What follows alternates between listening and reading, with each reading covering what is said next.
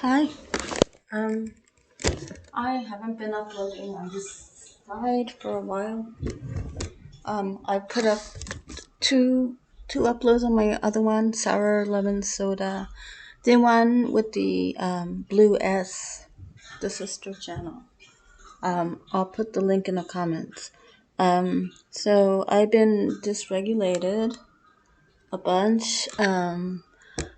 I was told that I don't have dementia. I don't have MS, multiple sclerosis, but I need to avoid head injuries, and I fell twice in 2023. I've been falling once or twice a year. I think in 2016 I fell like 3 or 4 times on divots on the street. None of them I hit my head, but and my primary care doctor won't talk to me about it, and the neurologist told me I don't have MS and dementia, but I have to avoid head trauma. Not much else. It's and I haven't found a dentist yet who will take care of me. I waited for 4 months for an appointment. 5 months after my tooth fell out.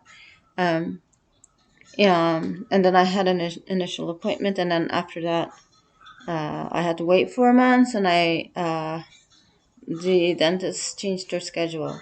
So I got a referral, and I can't find a dentist who takes my insurance or who would see me. So yes, it's like January, so July, August, September, December. It's been a while. Um, and I've been dysregulated when like this morning, I was getting off the train and I walked around. I was walking around to avoid bumping into someone, but he walked in front of me just to show um show dominance. A total stranger, and I looked at him, and then I started cackling, and then I started making noises, and then I told him to get a life. And when I looked back, he was buying a fare on a kiosk in the subway. This is in New York City. And so, like, he wasn't even in a hurry to catch a train, and he did this to me. And I wondered why that upset me so much, because this is New York. I walk around people all the time. Sometimes people move out of the way for me. And it was a tall white guy, very tall white guy. I'm a person of color. So I did what I had to do, and I walked to a different train station further away to go home. And during that walk, I realized one of the perverts, the middle-aged man whose hotel or motel rooms I was forced to go to by my parents. I was sexually trafficked for as a child. Um, I think when I tried to go to the bathroom, I don't think I tried to run out the front door of the room. I was 7 and I'm 53 now. He was that much taller than me, I guess. And blocking the way, like, where are you going? You can't get through me. And that's what dysregulated me and made me act defensively, I guess. Like trying to scare off wildlife. As not just I, but people are told to make annoying noises so the animal goes away. So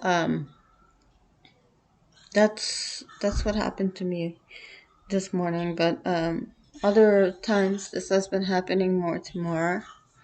And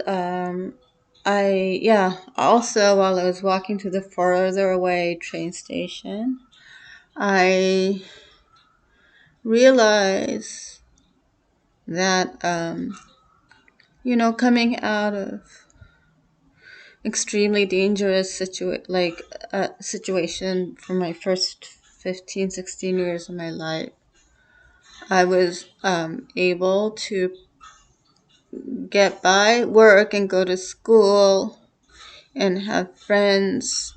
Um, and I guess front or look like I am a normal person because I was studying dance and I was studying visual arts. In visual arts, I was studying in schools where representational art was focused. You had to, we were learning to draw and paint what we see, not abstracted, not expressionistic. So that, and also dance. I've said in previous uploads, this owning my body back by learning movements and my telling myself what to do with my body helped me embody myself. I didn't feel like my arm wasn't my arm, my leg wasn't my arm, my foot wasn't my foot. As I was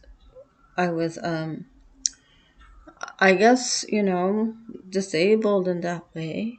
I was owned by my mother and father, but also dance you to do the movements correctly, and these movements are done correctly. It's necessary to protect your body and also be able to move and dance in an economical way.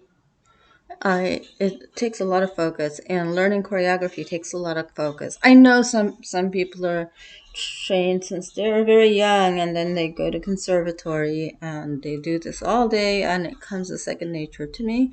But for me, starting at 17 years old, when I had my own money and my autonomy, it was a lot of focus, a lot of not just body training, but body mind training, and that I think gave me pockets of time when I wasn't dysregulating, when I wasn't feeling like I don't exist, or like my body pain, from my early life injuries that weren't medically taken care of. I had a distraction from it, and I also had a taste of how it can be not to be afraid, not to feel like I have to make myself disappear and not be in pain. And then, starting at age 26, I started dancing for dance companies and choreographers, getting paid for it. And I really think the ego of accomplishing something that was competitive, it still is competitive. But, I'm not famous, and I didn't dance for people who were, funded by the government. I didn't go on international tours. But it's so competitive to get any work in New York City dancing. So the ego of accomplishing something difficult helped me regulate myself. Like, who the fuck cares if somebody's standing in my way and trying to be an asshole? I've been able to do something that many people move to New York to do, and then a lot of people end up not doing it. Even if they're dance teachers from college or conservatory, they were encouraged to move to New York. They failed. They failed at that, at dancing professionally in New York. I'm not saying that they failed in life or that they're a failure, but they failed, and also being on stage and being accepted. I I have weird mannerisms. I might talk weird. It's a lot of things that, like growing up, not being able to play with other children, always being injured, um, being afraid to go home, but being told that my parents love me, but they're strict, because that's how my parents created a persona for themselves to protect themselves. They really enjoyed getting away with like bad things. They gloated in it. If, yeah, if somebody said, "Oh, you have such a pretty mother, you're so lucky," and I start crying, and the person gets confused but has no suspicions, like it really turned my parents on. They're really disgusting and sleazy people. But these days, I am dancing for one group, but the the gigs are few and far between. I go to rehearsal for another, but there's no shows coming up. That's once a week, and yeah, it's stressful for me. I I don't I don't have any I don't fit in there, the other place, and then the group I am dancing with, I do fit in. I feel there's a disabled choreographer, and the other people have disabilities, so and it's just a culture of mutual respect. Um, but I'm on stage much less, and I am not dancing as much. My hip socket is still messed up. My upper back is getting better, but it's still messed up, and I'm still not in the shape I was even in 2021. Um, so this is my upload. I think concentrating a lot helps. Well, it helped me with dysregulation, um, ownership of my body, restoring my ego helped, and accomplishing something and having the hubris of that helped. So I want to say, please, if there are people who have had gruesome lives, who are survivors, who have been through things that you can't imagine going through, just because they have less privilege than you doesn't mean that they don't deserve to have to accomplish things, and accomplish things that take a lot of um, focus, as well as courage and hard work. They know how, people like us, we know how to be uncomfortable, and we know how to work hard, even if it doesn't amount to anything. So don't discount us.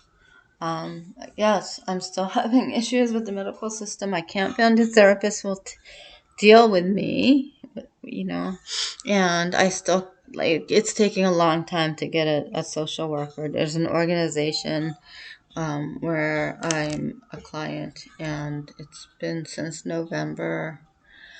So, also, please don't judge people who are having a hard time getting help, saying that they're refusing help or they're not putting in their own work. Um, and yes, I will. I'm not going to give up. I know the views are very small amounts of views. I know these take a while. I know my editing, like my visual editing, like is bad. I know, but this is what I can do. Um, I'm doing what I can do. I'm still trying to restore my sense of being after being in dangerous living situations for about 15 years. I'm dealing with a lot of health issues, physical health stuff. The PTSD, I don't know if I'm dealing. It's very hard for me, but I haven't given up. And yes, like between taking care of my body and taking care of my nutrition, but I can't shop for lots of food at a time because I can't carry more than like 7, 8 pounds of groceries. I I'm on food stamps, so I have to budget, and I have different ways of yes, eating healthy, um, inexpensively. And I'm doing this, and I have other visual and performing art stuff that I'm slowly working on, but that's not my priority. My priority is restoring my health and taking my life back again. So, thank you for listening. Take care. I'm taking care of myself.